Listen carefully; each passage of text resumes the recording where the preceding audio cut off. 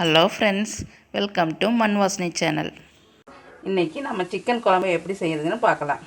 அதுக்கு தேவையான பொருட்கள் 3 பட்டை, 3 ஏலக்காய், 3 கிராம்பு, கொஞ்சோண்டு கசகசா, 1 ஸ்பூன் சோம்பு, 1 ஸ்பூன் சீரகம், 1 ஸ்பூன் மிளகு, 3 ஸ்பூன் மல்லி, 5 வரமிளகா, பெரிய வெங்காயம் தாளிக்கிறதுக்கு. நான் இன்றைக்கி 3/4 கிலோ சிக்கன் எடுத்துருக்கேன். இஞ்சி பூண்டு 2 ஸ்பூன், அது கூட சின்ன வெங்காயத்தை நான் சேர்த்து அரைச்சிருக்கேன். அது டேஸ்ட்டு கொடுக்கும் சிக்கன் குழம்புக்கு. இப்போ வாங்க எப்படி செய்யறதுன்னு பார்க்கலாம். அடுப்பு பற்ற வச்சாச்சு, கடாய் வச்சாச்சு. ஃபஸ்ட்டு 3 ஸ்பூன் மல்லி, வரமிளகா, 1 ஸ்பூன் சீரகம், 1 ஸ்பூன் மிளகு போட்டு ஒரு 5 மினிட்ஸ் நல்லா வதக்கினேன். 5 மினிட்ஸ் வதங்கிடுச்சு. அதுக்கப்புறம் சோம்பு, கசகசா, இந்த பட்டை, கிராம்பு, ஏலக்காய் அதையும் போட்டு ஒரு 5 மினிட்ஸ் வதக்கிடுங்க.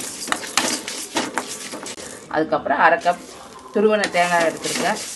அதையும் சேர்த்து நல்லா ஈரப்பதம் போகிற வரைக்கும் நல்லா வதக்கிங்க. பேஸ்ட் மாதிரி பண்ணி வச்சாச்சு. இப்போ வாங்க குழம்பு எப்படி தாளிக்கலான்னு பார்க்கலாம்.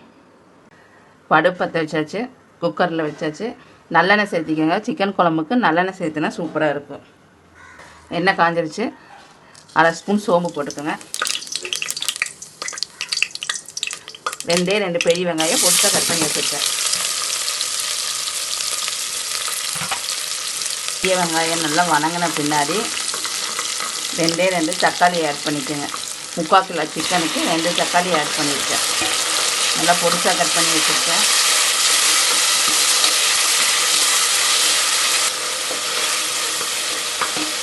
வெங்காய தக்காளி வதங்கிறதுக்கு கொஞ்சம் உப்பு ஆட் பண்ணிக்கணும். சீக்கிரம் வதங்கி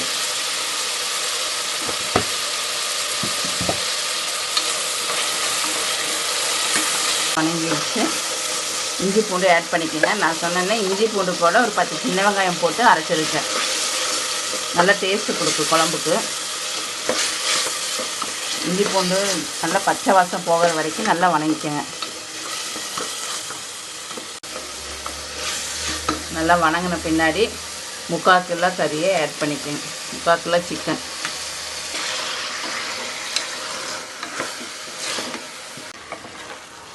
சிக்கன் நல்லா கலரி விட்ட பின்னாடி நம்ம அரைச்சி வச்சுக்கிற விழுதெல்லாம் ஆட் பண்ணிக்கோங்க.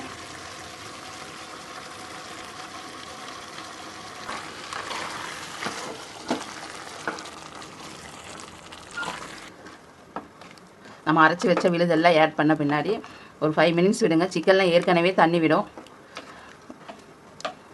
அதுக்கப்புறம் உங்களுக்கு தேவையான அளவு தண்ணி ஆட் பண்ணிக்கோங்க. நான் 2 கப் ஆட் பண்ணுறேன். ஊற்றிட்டு உப்பு பார்த்துக்கோங்க. உப்பெல்லாம் பார்த்து மூடி வச்சுருங்க. 3 விசில் விடுங்க. விசில் விட்டு பார்க்கலாம்.